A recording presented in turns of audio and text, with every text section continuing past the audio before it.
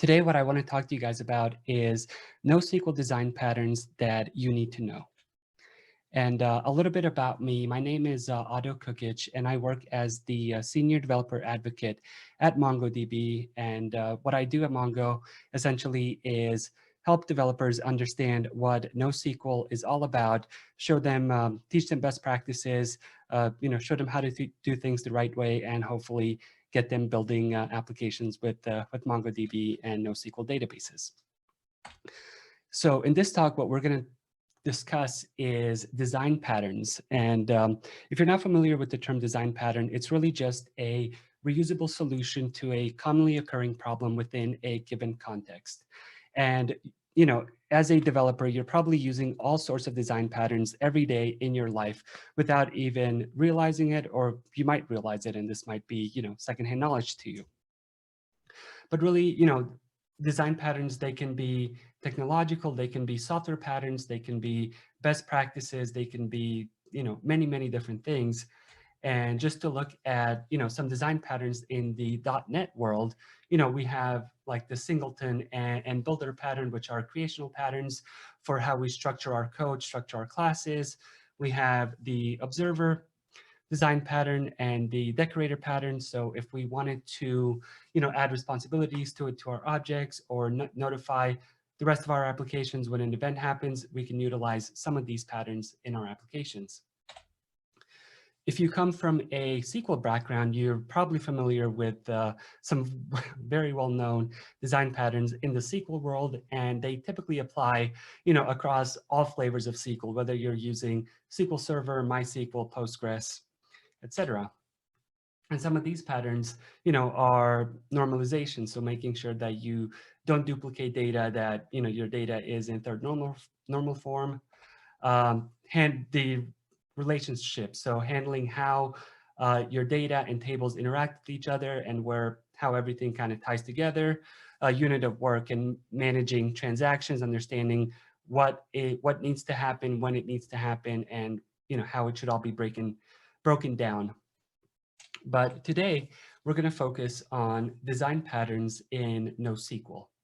And when I talk about NoSQL, there's many different flavors of NoSQL, unlike in the SQL world, where whether you're using SQL or SQL Server or MySQL, a lot of the design patterns and a lot of the knowledge will translate perfectly. In the NoSQL world, we have many different flavors and many different solutions. So we have document databases such as MongoDB, Couchbase, and the like. We have graph databases, and probably the most popular graph database is Neo4j. We have key value stores, so Redis, Memcached, and the like, and then wide column databases like Cassandra. And some of the patterns that we're going to go over today may be applicable across, all of the flavors of NoSQL, but we're going to be looking at them through the lens of document-based databases, which I feel is what most developers are using NoSQL for these days. Redis and Memcache is really good for key value stores for, storing repetitive data, but you probably wouldn't build your entire application on a Redis database.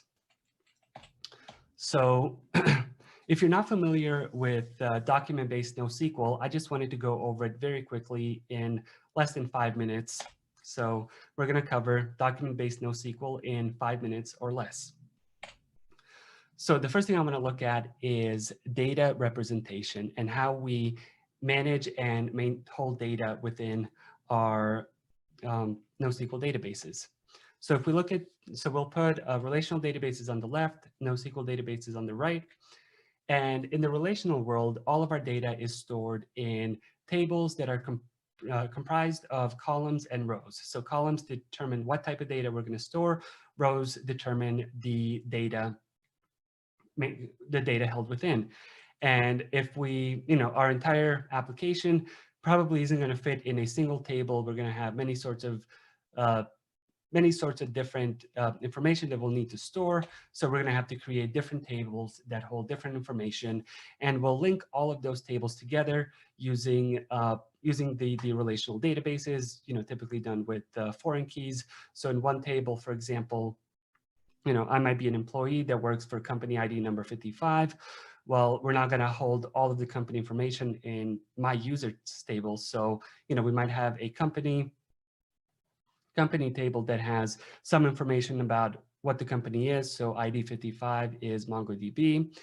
But in this company information table, we might not have all the information on the company. So we might have yet another table that contains that additional info. In the NoSQL world, it works a little bit differently, where our data is typically stored in, or in MongoDB's case, it's stored as BSON documents, which stands for binary JSON. So if you worked with JSON data types before, if you worked with JSON for handling RESTful APIs or building applications, then this format will look very familiar to you. Essentially, we're just building a series of key value pairs where our key is the name, it's basically our attribute, and then the value is our value. And the interesting thing about NoSQL is that we could hold many more different types of data.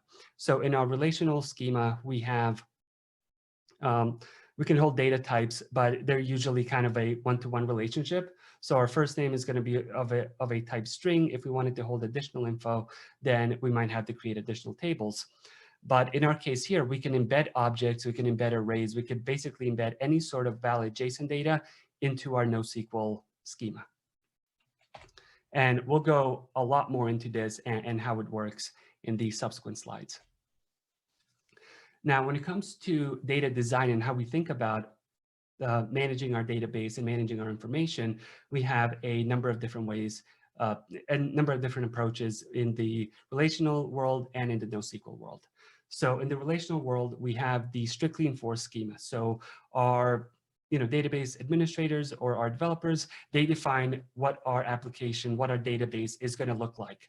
And we work off of that, and then whenever we need to make a change, it applies to the entire database, and everything has to be in sync. Otherwise, we'll get a lot of issues, a lot of complaints. But in the NoSQL world, it is by default schemaless, but MongoDB supports optional schema validation.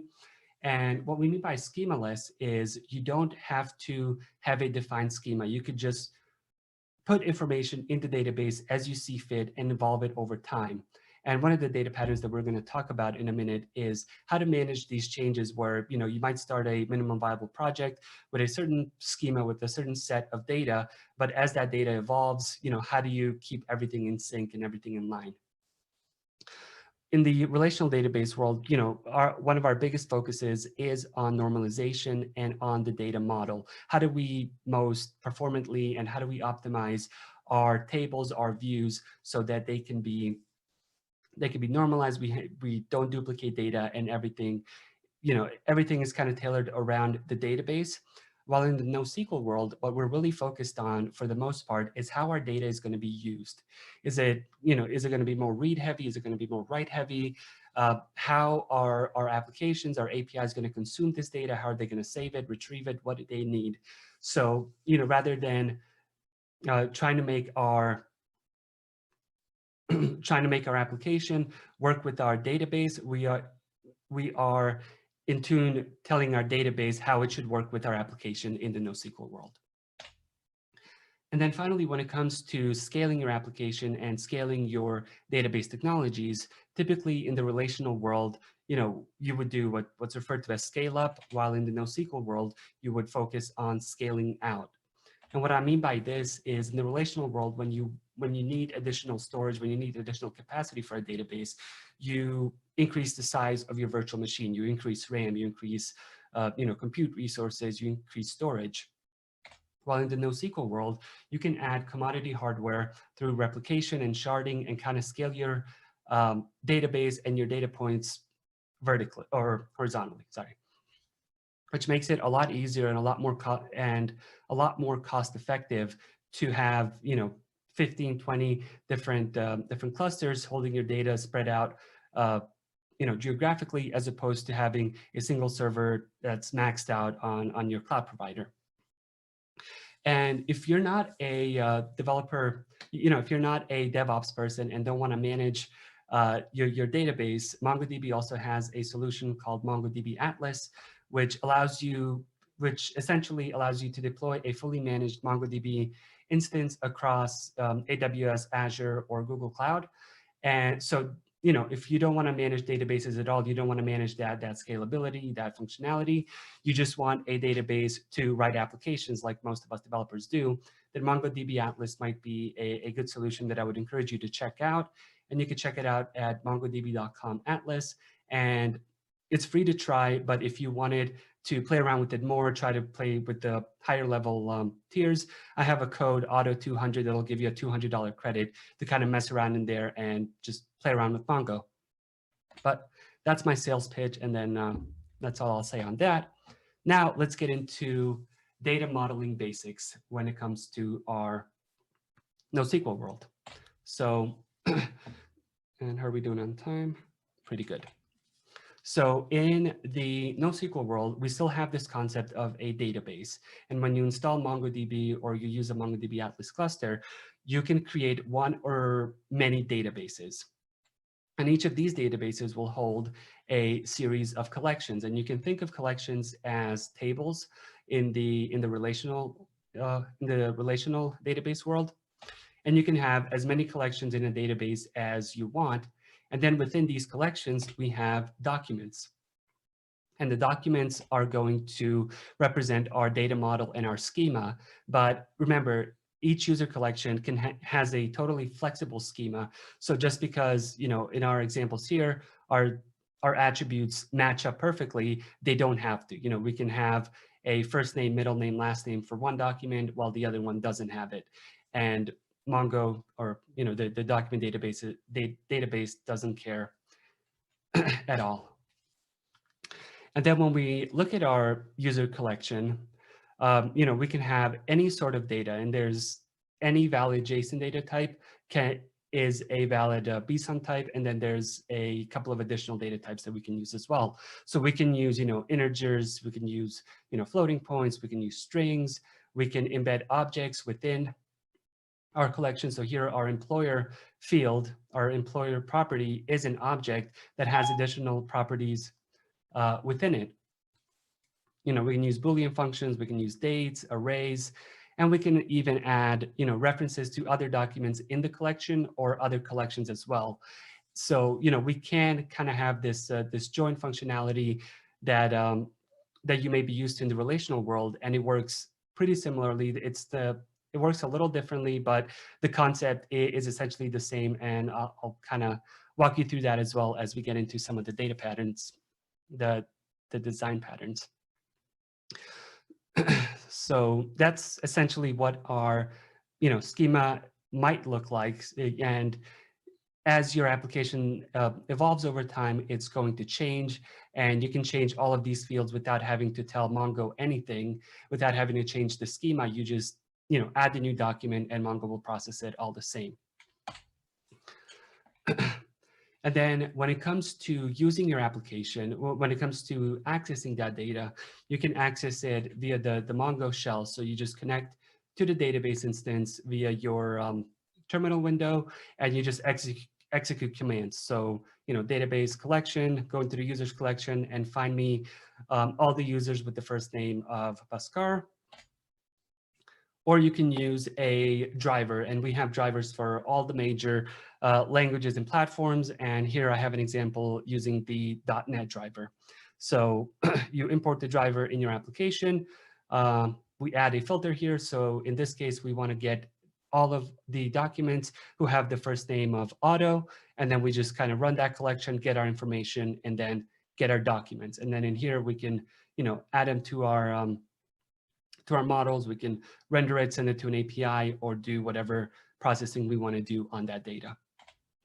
When it comes to inserting data, it works pretty much the same. We can use the Mongo shell to insert data, update data, delete data, or we can use a driver, and it works pretty much the same way. So now let's get into some patterns. And the first pattern that we're going to work with is the polymorphic pattern. And this is for documents that have more similarities than differences. And this is kind of one of the things that is really interesting about the NoSQL world, that kind of forces you to think about how you want to model your data and how you want to represent your data for your application. In the traditional SQL world, we have to think about our data model ahead of time. We have to think about, what our relationships are going to be, what we might need, what we might not need. But with the NoSQL world, I'm introducing the polymorphic pattern first because this is probably the first pattern that, the first thing you might do in an application.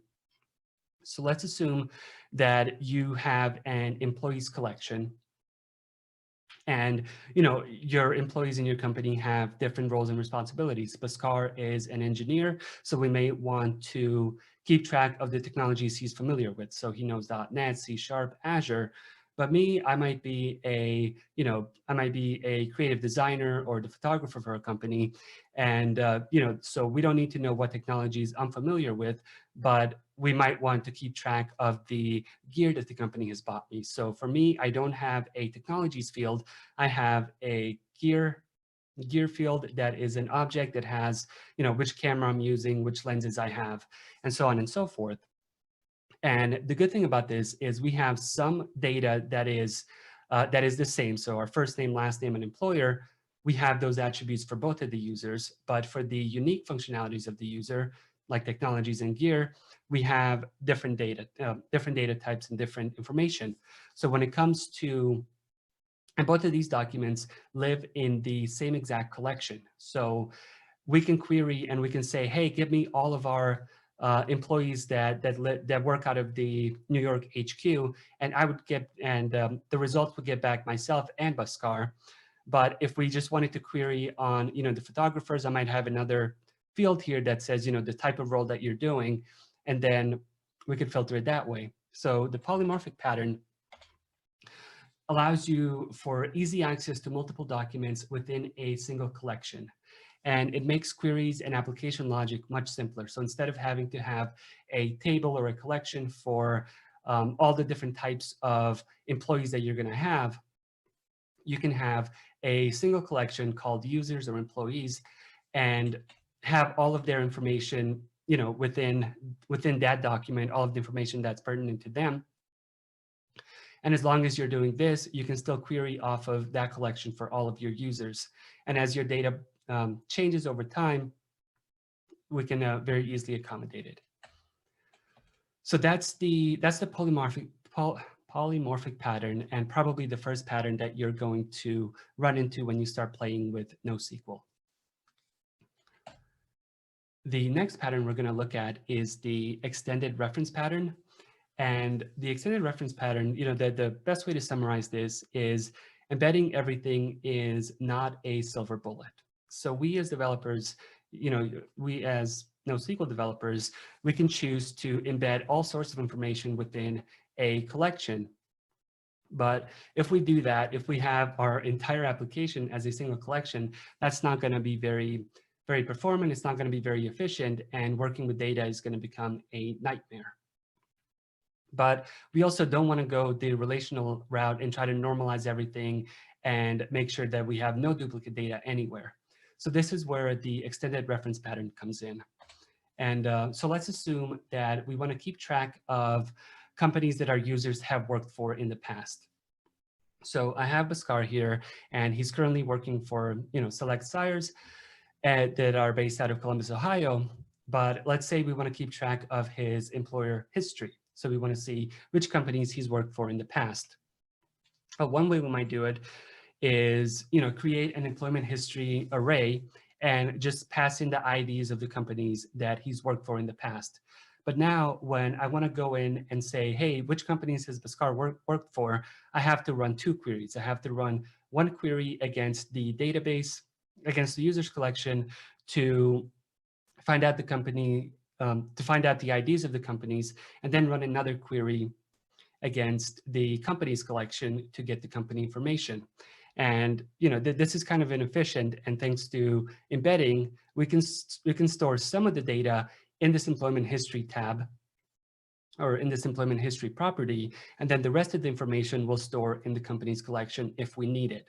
So we could do something like this. We can say, We have Bhaskar, he's currently working for Select Sires, but in his employment history, instead of just storing the IDs of the companies he's worked for, we store some data that might be relevant, such as the company's name, their ID, and that might be it, maybe their website, or maybe the times, the length of time he worked for them. And then in the companies collection, we would have more information about that company. So we would know where it's headquartered, where its employees are, what the website is, and any other information that we might need for that company. So now when I just want to know what companies Bhaskar has worked for, I can just query the users collection and get that data. And if I need more info on the individual companies, then I can make that subsequent call to the database. And what this is going to allow us to do is, it's going to allow us to greatly reduce the need for joins, or what we call them in document databases are lookups. So this is going to greatly reduce the need for joins and lookups and increase performance. But there are some caveats. So the embedded data ideally should be fairly static. For example, ID or name fields or data types that aren't going to constantly change, because if you are storing data that is constantly changing, then you're going to have to do that update both in the users collection and in the companies collection, which might slow down your write performance. And really, what the issue that the extended reference pattern is solving is making it so that embedded common data doesn't require multiple calls to the database to get the data. And again, I'll show you what that looks like here. We only store limited information. So that's where that extended reference comes in. We store the ID of the company from the company's collection, but we also store some common attributes that we may want to know without having to do the lookup for the company's collection, because typically we might not really care how many employees the Affinion group has if we just want to know which companies Bhaskar has worked for. The next pattern we're going to look at is the subset pattern. And the subset pattern is, a good way to describe this is a snapshot is often good enough. And this one kind of builds on that extended reference pattern, but is a little bit more complex. So what we do in the subset pattern is we store information. We only store limited amounts of information on the attributes that a user may have many references. So, in our case, let's assume that Bhaskar goes around and gives many talks every year, and he has a collection of thousands and thousands of talks. But when we land on Bhaskar's, profile page, we don't want to see the entire list of 1,000 talks. That wouldn't be very efficient to load in our browser anyway. So what we might do is have a talks collection in his user profile, but only store, the last 10 talks that he did. So we'll have an array that has all the information on a talk, but we'll only store a subset of them. We'll store, let's say 10 or 15. And then we'll have a talks collection that's going to store everybody's talks with all the information on it. So when we land on Bhaskar's, LinkedIn profile or his website page, we load up the first 10 talks. And then if we're curious to see the rest of Bhaskar's talks, we'll click that leave, see more button, or, we might do an AJAX request as we scroll, and then we'll make that subsequent call to the talks collection and get our full list of talks that Bhaskar has done in the past. So the subset pattern is really ideal when working with potentially large data sets, because with BSON, you're limited to having a document size. An individual document can only be 16 megabytes in size, and 16 megabytes is a lot of data. It's, you could store a crap ton of text data within 16 megabytes, but ideally you wouldn't want to.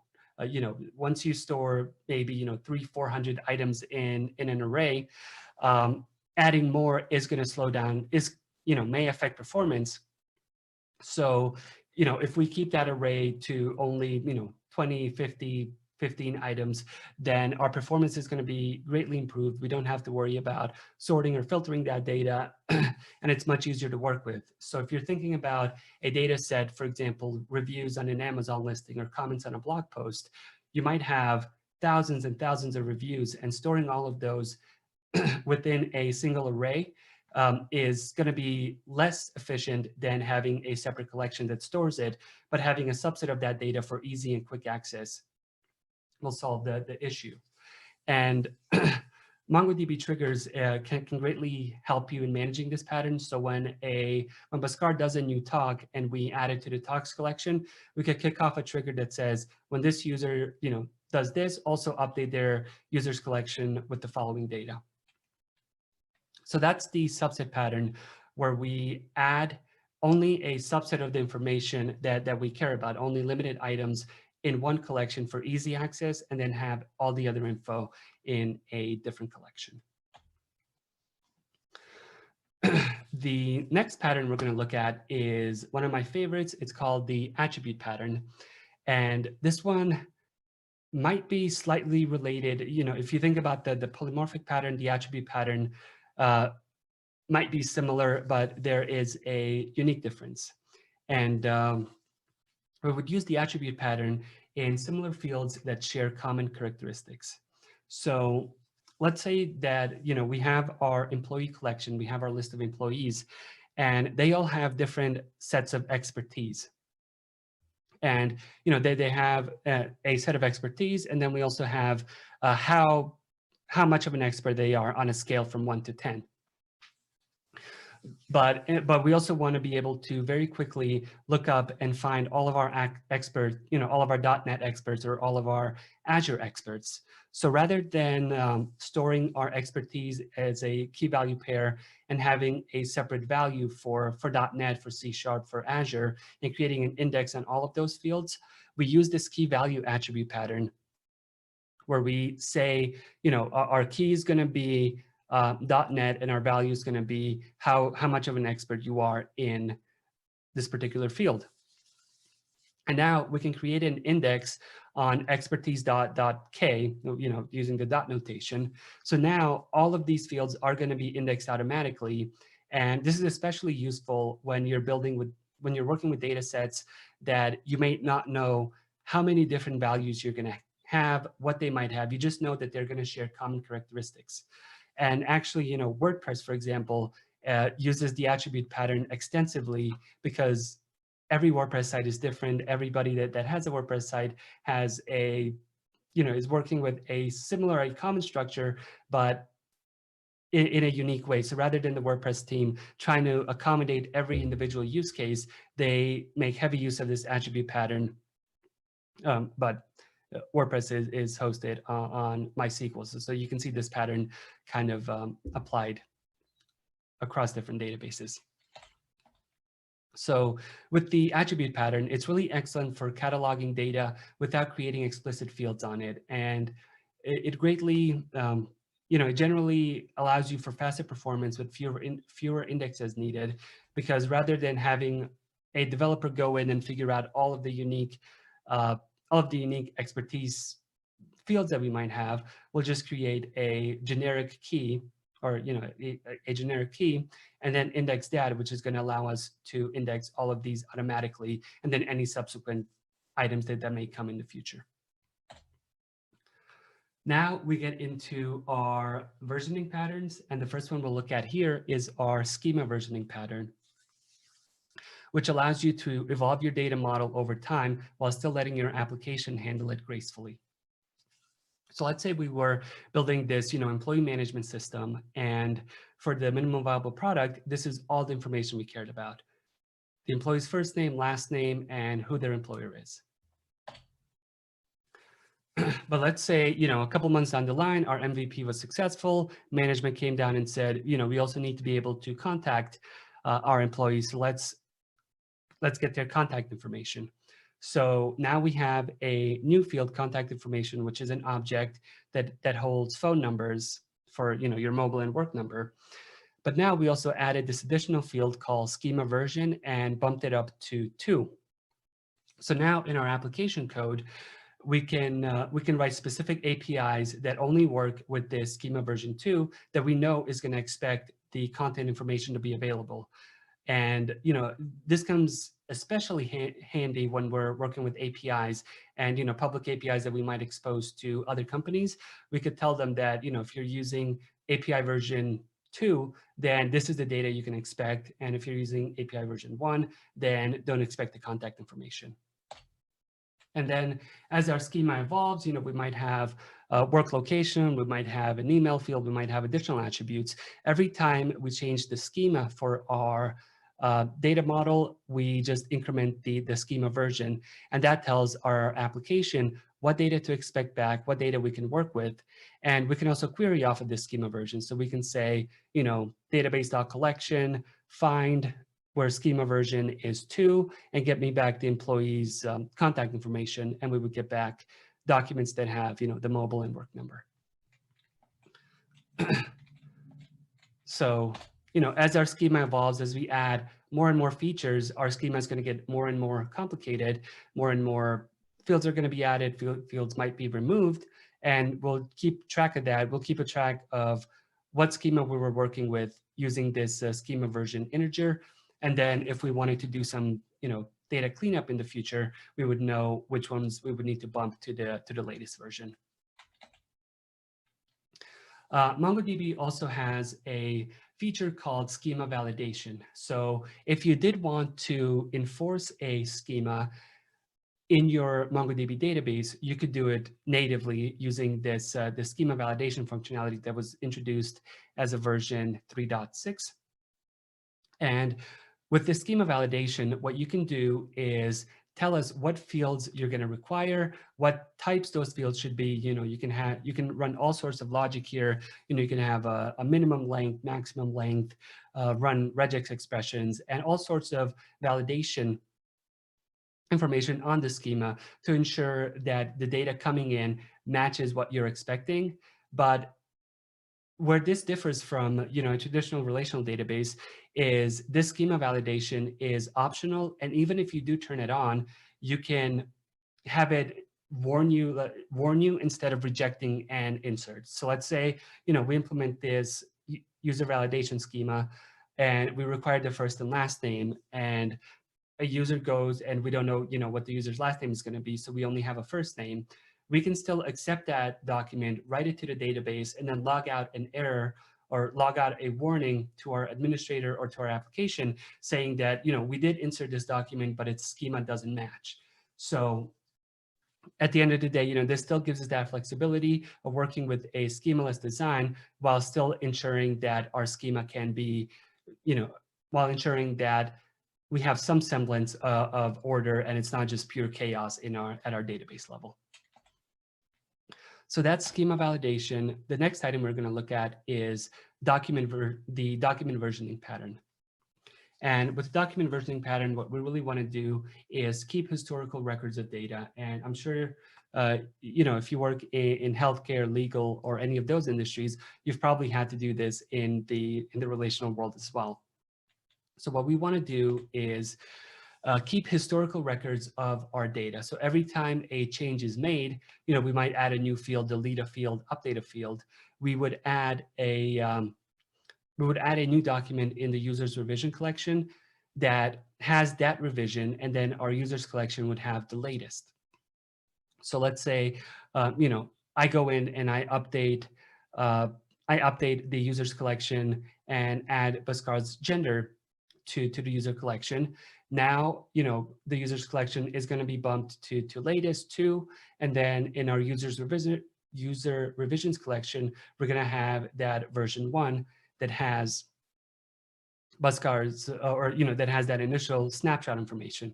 So as we make more changes, as our data evolves over time, we're going to keep track of all of the revisions to our document. And if we needed to look up, if we needed to compare what the document looked like, 3 months ago or 30 revisions ago, we'll be able to query the user's collection to get the latest, and then query the user revisions collection to get all of our differences. And then we can compare them, mix and match them, and see what's going on.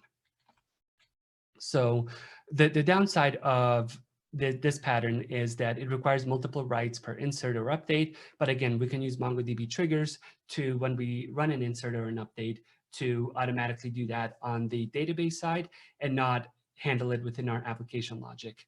And this pattern is really great for tracking who made what changes when. And this becomes very, very important in compliance in healthcare, legal industries, and anywhere where you need to keep a very detailed log of who did what, when, and potentially why. Now we get into some of the more advanced patterns. And the first one we're going to look at is the pre-allocation pattern. And this pattern, it might be, you can almost compare this pattern to a relational database, because with this pattern, what you would do every time you insert a document is add the entire schema, and you would use this pre-allocation pattern when you know your document structure and your application simply needs to fill it with data at a later date. So let's say that, in our employees collection, we know that we're going to want the first name, middle name, and last name of all of our employees. But we don't know Bhaskar's middle name, or he might not have one, but we'll still have the field created in here. And by default, it'll be the zero value of our BASIN document, BSON document. So, if it's an integer, it's going to be 0. If it's a string, it might be, an empty string, and so on and so forth. So if we know what our data should look like and what it's going to look like for our application, nothing prevents us from using that data structure in our backend. But the downside is that these fields, even though they might be empty, will still take up space and RAM. So if we're querying, we're still going to get these null fields, and they're going to be taking up space in our database. But this does allow us to simplify our document structure, and does allow us to know what we're working with, or what we should be able to work with in advance. And this pattern is very, very common in cases like calendar applications, for example, or scheduling applications, or a movie theater seating chart, for example, where all of the data ahead of time. You just need to be able to fill it, whether a seat is taken, whether an appointment slot is taken or not. So you'll have the information in the database, and you'll just query off of it when you need it. So that's the pre-allocation pattern. The next one we're going to look at is the approximation pattern. And this pattern is useful when precision is not the highest priority. So let's say, you want to build your own Google Analytics, but you don't want to write every single time somebody hits your web page. You don't want to write to the database and increment the value by 1. Well, the approximation pattern comes in handy here. And the downside of this pattern is we have to manage the functionality at our application level. We can't do it at the database level. But essentially what we would do, and I have some code here that tells us, generate a new random number every time the page is refreshed. If that value is 100, then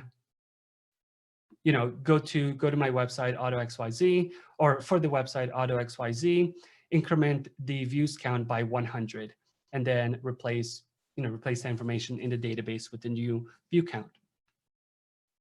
So now, statistically speaking, every time I land on this page, this command is not going to be run, because we'll have 1 in 100 chance for the code to run. But in the off chance that it does hit 100, we are going to increment our views by 100. So we're going to be writing a lot less to our database, but over time we're still going to have statistically valid numbers. And the downside of that is that our implementation relies on our application logic more so than our database. So again, to look at that, we have our application logic that shows when this code should run, and then when that condition is met, then we will do it, but incremented by more numbers. So that's the approximation pattern. It could be very useful in situations where you don't have to have the exact number, where a good approximation is where where an approximation or even a close approximation is more important than having the exact number. The next pattern that's kind of similar to the approximation pattern is the computed pattern. And when we would use the computed pattern, we would use the computed pattern when we're handling read-intensive, repeatedly computed data.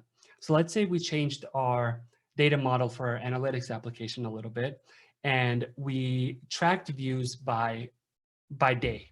So every single day, we would create a new document in our collection and set the value of the date field.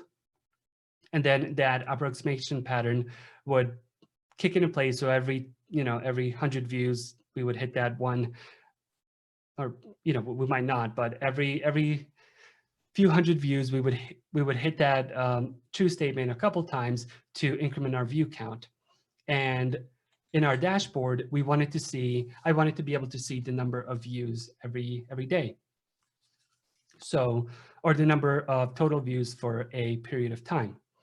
Now, what we could do is make a call to this collection and compute how many views we have over a period of time. Or we could, when we increment our views here, automatically increment the views in a different collection and hold that sum. So in this case, let's assume that over the last week, I've had a total of 1,200 views. So rather than going into my daily collection, daily analytics connection, pulling up all of the documents that match the auto XYZ domain, summing them up, and then sending them to my application, what I do instead is every time I increment the view count by 100, I will also increment the view by 100 or do that computation in a different collection that will have my summary.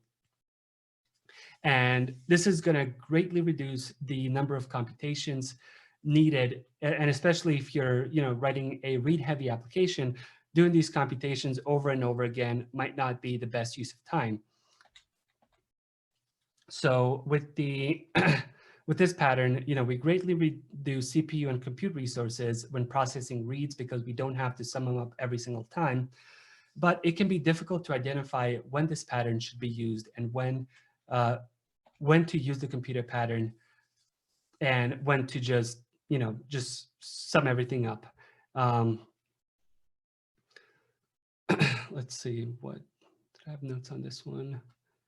I did not. Are we doing on time? Good. So that's the computed pattern, and it can be very useful when you're reading a lot of data that needs to be computed, but your writes aren't as high.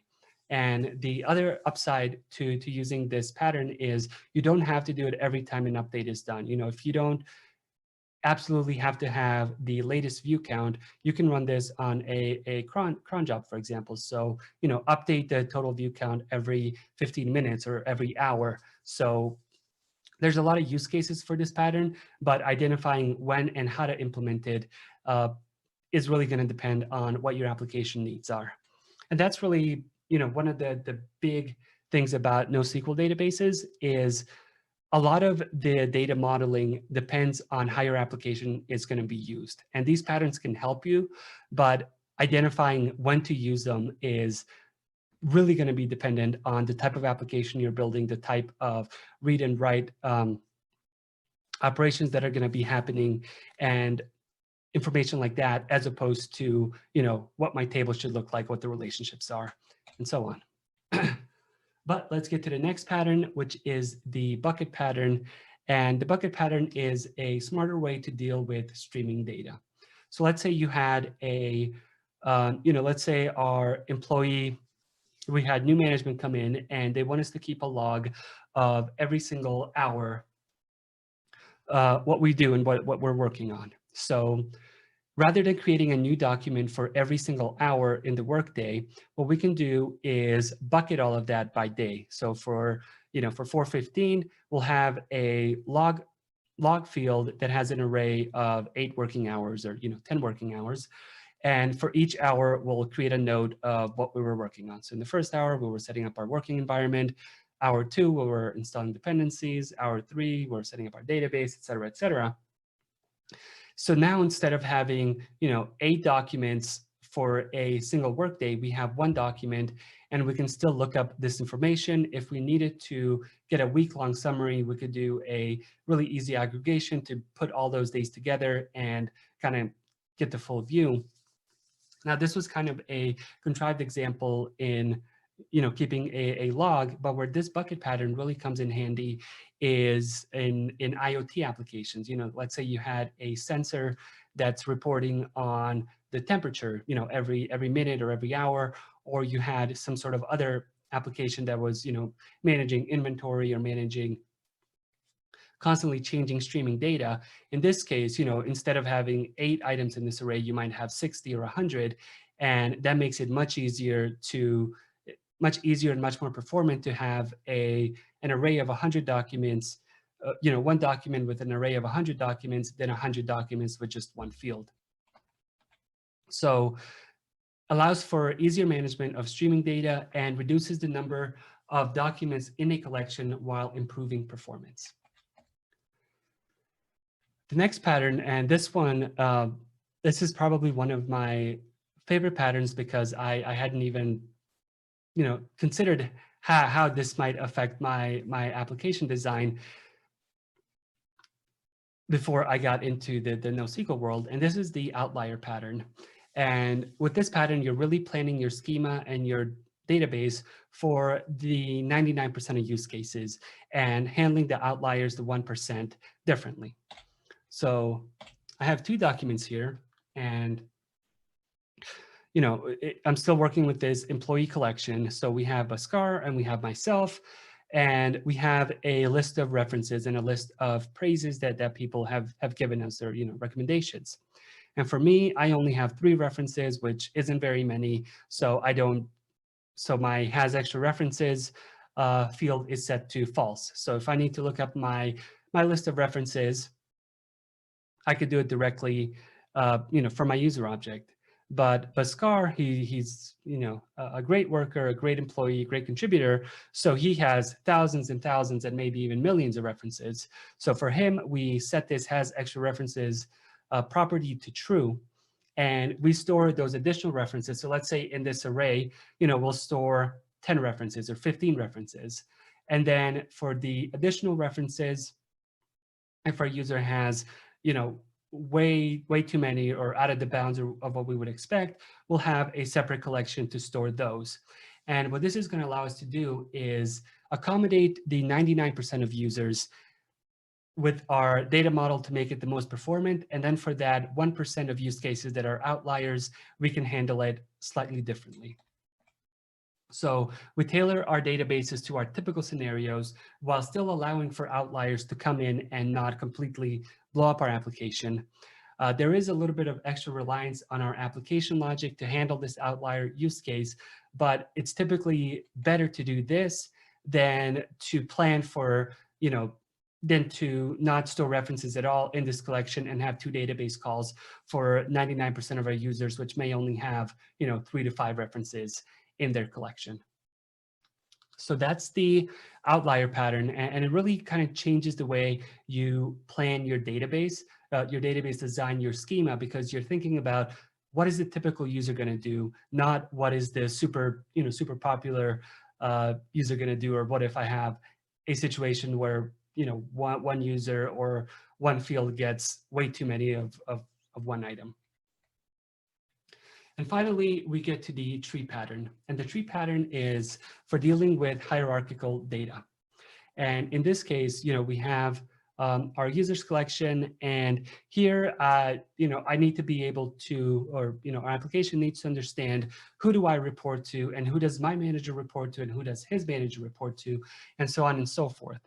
And to implement this without having a bunch of different complex relationships, one way to do it is to just have an array that stores data, hierarchically. So we can see that at array level 0, so one level up from me is my direct manager, Ken, and then one level up from there. So, at the reports to field, array element number 1 is going to be Joe, and then at array element number 2, we're going to have Grace.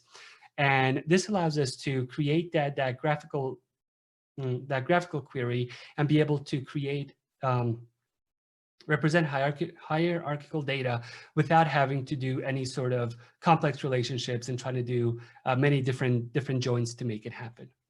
So the tree pattern is ideal for dealing with hierarchical data, but the way it works is it avoids us having to run multiple join operations and run multiple database calls to get, who works where, who reports to who, how, and when. But the downside, the slight downside to it is our updates have to be managed by our application. Our database just does a crude representation of the hierarchy. So those were the 12 patterns for NoSQL databases, and we focused on document-based databases. And some of the patterns might be like the approximation pattern, the polymorphic pattern. They may be applicable to graph databases, to the wide column and key value databases. But for the most part, we focused on document, which is typically what developers are going to use when working with NoSQL and trying to build out an actual application. But before we close out, and how are we on time? We have just a few minutes. Let's go over a couple of NoSQL anti-patterns. So the first one is that lookup does not equal join. So in MongoDB, you can emulate a join by using this lookup keyword that allows you to look at two different collections and get the data from two different collections and essentially do a join, get left outer join or inner join, combine the data and send it to your application. So while you can do this, it's not advisable to think that just because this feature and functionality is available, that now you should go ahead and normalize your NoSQL database schema, because that's going to come back to haunt you in the future because lookup is NoSQL databases, they're not meant for relational data. So if you go ahead and normalize your database, you're going to be in a world of hurt down the line.